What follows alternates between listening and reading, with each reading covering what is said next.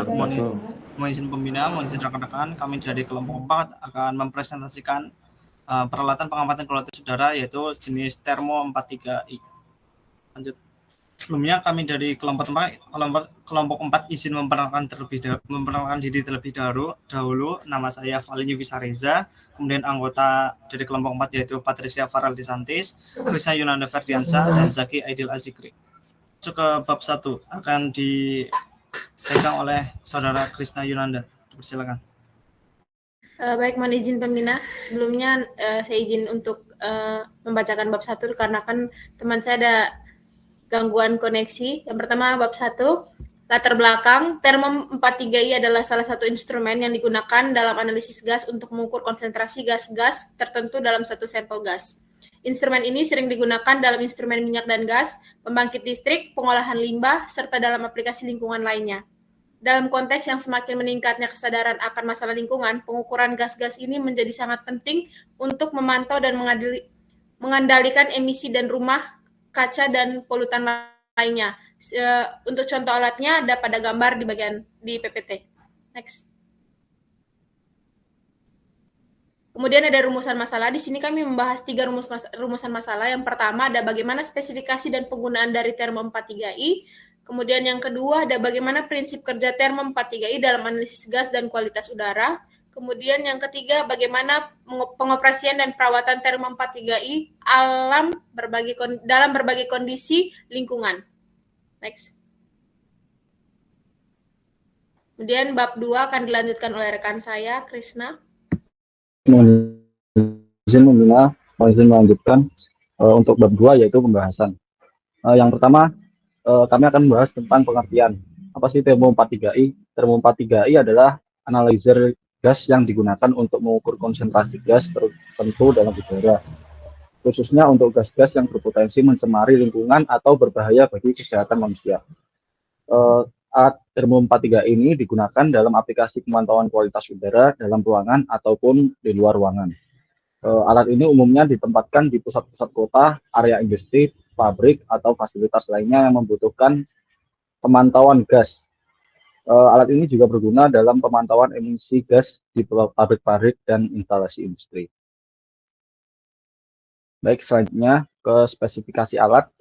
Yang pertama, rentang yang ditetapkan yaitu dapat dilihat pada tabel berikut, dan juga rentang yang diperluas. Untuk rentang khususnya 0 sampai 0,05 hingga 10 ppm. Bisa dilihat dalam tabel berikut.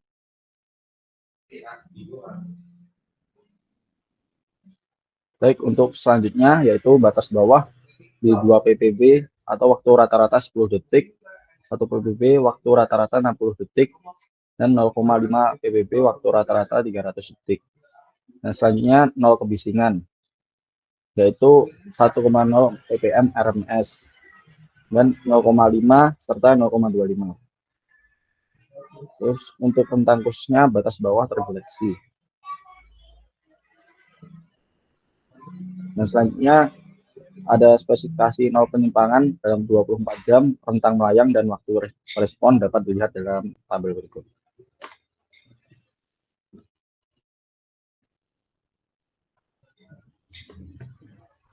Baik, untuk selanjutnya prinsip kerjanya sendiri menggunakan absorpsi inframerah non-dispersif atau NDIR, di mana cahaya inframerah dilewatkan melalui sampel gas yang kemudian diukur intensitasnya setelah melewati sampel.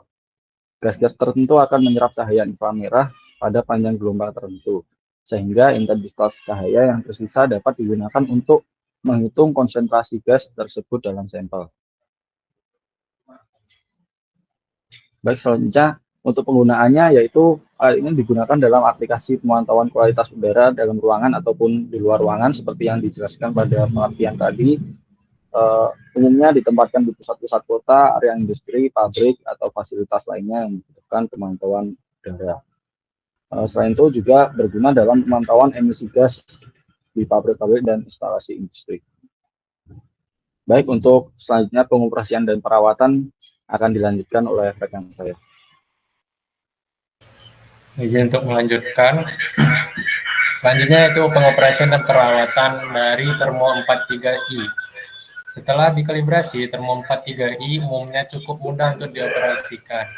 Biasanya hanya perlu menyambungkan ke pasokan listrik dan memulai pembacaan. Namun, pastikan untuk mematuhi panduan pengguna yang disediakan oleh produsen. Perawatan berkala diperlukan untuk memastikan keakuratan dan kinerja yang optimal. Ini termasuk kalibrasi berkala, pembersihan lensa, dan pemeliharaan rutin lainnya sesuai petunjuk produsen. Selain itu, lingkungan operasional yang bersih dan stabil juga dapat membantu menjaga kinerja Thermo 43i. Dalam berbagai kondisi lingkungan, Thermo 43i harus dioperasikan sesuai dengan spesifikasi produsen dan lingkungan yang spesifik. Misalnya, suhu dan kelembapan dapat mempengaruhi kinerja alat, sehingga pastikan untuk mengoperasikan perangkat dalam rentang suhu dan kelembapan yang ditentukan.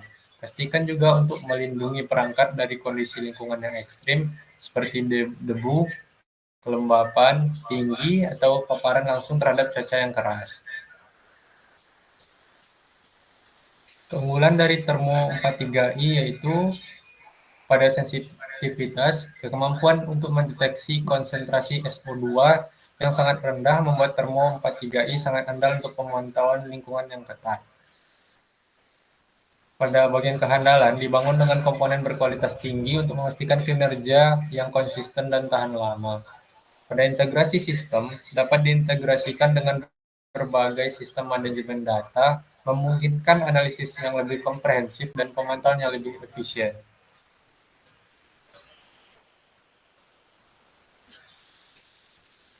Bab 3 itu penutup. Kesimpulan dari Thermo 43i yaitu alat gas analyzer yang sangat handal dan akurat untuk mengukur konsentrasi sulfur dioksida di udara. Dengan teknologi pulse fluorescence, alat ini menawarkan sensitivitas tinggi dan gangguan minimal, menjadikannya pilihan yang ideal untuk pemantauan kualitas udara di berbagai aplikasi lingkungan dan industri. Fitur tambahan seperti kalibrasi otomatis dan pemantauan jarak jauh membuatnya mudah digunakan dan dipelihara, memastikan kepatuhan terhadap standar regulasi dan membantu menjaga kualitas udara yang lebih baik.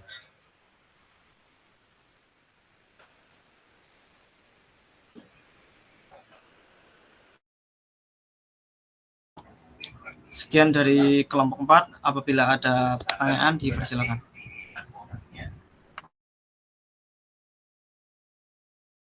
Ya, silakan untuk rekan saya Rizky Diko Bagus Indrato, dipersilakan. Terima kasih kepada moderator. Izin bertanya Pak, izin bertanya kepada kelompok ini. Mungkin saya ingin bertanya untuk alat ini sendiri itu apakah digunakan di BMKG yang pertama, yang kedua itu kan tadi disebutkan alat ini pastikan ditempatkan yang jauh istilahnya dari terlindungi dari debu dan kelembapan tinggi lah. Untuk pengoperasiannya tuh biasanya alat ini ditempatkan di mana? Di luar ruangan ataupun di dalam ruangan. Terus juga terkait kalibrasi. Tadi disebutkan kan jika kalibrasi sudah dilakukan alat dapat jalan normal. Tapi tadi sepertinya belum dijelaskan terkait alat tersebut tuh bagaimana cara mengkalibrasinya. Mungkin dari saya cukup itu. Mungkin untuk jawaban bisa kami tampung dahulu. Apabila ada pertanyaan dari rekan lain, dipersilakan. Baik, tidak ada itu lagi, pertanyaan lagi. Silakan kalau ada kelompok 4 silakan menjawab dulu mungkin pertanyaan tadi. Izin membina, izin untuk menjawab pertanyaan dari rekan saya Rizky Diko Bagus Indrato. Thermo 43i ada sebuah alat untuk mengukur konsentrasi gas hidrogen di udara. Ini memang alat yang digunakan oleh Badan Meteorologi, Klimatologi, dan Geofisika pastinya dalam pemantauan kualitas udara. Aplikasi penggunaan Thermo 43i adalah untuk penggunaan di luar ruangan. Alat ini biasanya ditempatkan di stasiun pemantauan kualitas udara BMKG untuk mengukur kadar NOx di udara ambien. Namun, kalibrasi alat termo 43 ini harus dilakukan secara berkala, baik di dalam ruangan indoor maupun di luar ruangan tergantung pada prosedur kalibrasi yang ditetapkan. Kalibrasi diperlukan untuk memastikan akurasi pengukuran dan mengoreksi setiap deviasi atau penyimpangan pembacaan alat tersebut. Proses kalibrasi termo 43 ini melibatkan penggunaan gas standar dengan konsentrasi NOx yang telah diketahui untuk menyesuaikan dan memverifikasi respon alat. Ini biasanya dilakukan oleh teknisi terlatih sesuai dengan jadwal kalibrasi yang ditentukan oleh BMKG. Mungkin ini jawaban yang bisa saya sampaikan. Apakah bisa terjawab oleh rekan saya Rizky di Komisi 9? Siap. Terima kasih atas jawabannya. Mungkin cukup dari saya. Mungkin yang untuk kelompok 4 kan termo 43I ya. Jadi ini kan belum kita bahas juga dari materi saya yang berikan ya. Jadi sementara waktu mungkin saya pending dulu ininya penjelasannya, tapi untuk presentasinya tetap dilanjutkan saja ya, maksudnya tetap disampaikan. Nanti jangan lupa di PPT ataupun di Word-nya pertanyaan yang disampaikan di ketika presentasi ya, oleh audiens itu dicatat ya, pertanyaannya apa, terus jawabannya kira-kira apa gitu, di ini aja ditulis di bentuk tulisan ya.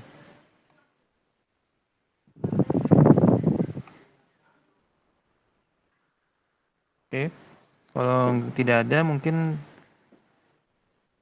terima kasih atas kelompok 4 presentasinya. Sudah bagus. Mungkin nanti jangan lupa PowerPoint-nya file PowerPoint-nya dikirim ke saya ya. Nanti ada beberapa masukan sebelum dikumpulkan secara, jadi kan masih diberikan kesempatan untuk merevisi ya, kayak seperti yang Word-nya. Silakan dikumpulkan terlebih dahulu, nanti saya coba review. Nah, setelah hasil review itu direvisi, baru nanti dikumpulkan terakhir. Siapa pembina? Untuk penyebaran alat tadi belum disinggung ya, ada Pak sudah tadi. Yang ada berapa yang terinstall di BMKG, di mana saja? Belum dapat infonya ya, atau ini masih belum dapat datanya? Belum, Pak. Oh belum ya. Oke, nanti ditambahkan ya kalau bisa. Ditanyakan ke operasional di BMKG. Oke, mungkin cukup ya